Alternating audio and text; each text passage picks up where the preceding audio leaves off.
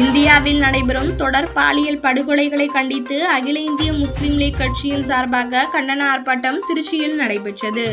அகில இந்திய முஸ்லிம் லீக் கட்சியின் திருச்சி மாநகர் மாவட்டம் சார்பாக பாரத தேசத்தில் நடக்கக்கூடிய தொடர் பாலியல் படுகொலை கண்டித்தும் அதனை தடுக்க தவறிய மத்திய மாநில அரசுகளை கண்டித்தும் கண்டன ஆர்ப்பாட்டம் திருச்சி பாலக்கரை பிரபாத் ரவுண்டானா அருகே நடைபெற்றது.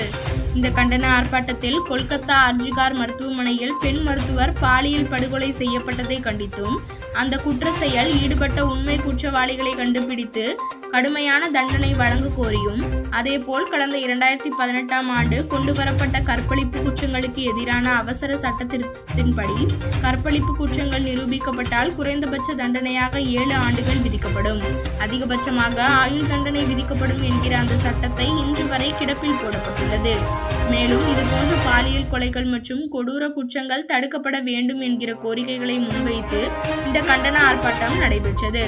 இந்த கண்டன ஆர்ப்பாட்டத்திற்கு அகில இந்திய முஸ்லிம் லீக் கட்சியின் திருச்சி மாநகர் மாவட்ட செயலாளர் முகமது சபீக் தலைமை தாங்கினார். தேசிய தலைவர் ஆன்மீக குரு ஹல்ரத் சாதிக் பாஷா பாவா, மாநில தலைவர் காஜா மொஹையதீன் மற்றும் மாநில பொதுச் செயலாளர் ஜாவித் ஹுசேன் ஆகியோர் கலந்து கொண்டு கண்டன உரையாற்றினர். திருச்சி மாநகர் மாவட்ட நிர்வாகிகளான மாவட்ட பொருளாளர் ஜனுல்லா மஹது, துணை செயலாளர் புகழ், இளைஞரணி செயலாளர் ஹுசேன் ஷரீப், வர்த்தக அணி செயலாளர் ராஜா முகமது ஆகியோர் முன்னிலை வகித்தனர்.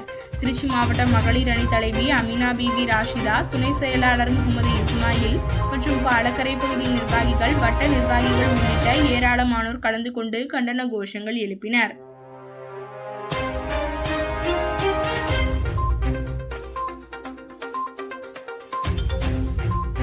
கொலை செஞ்சான்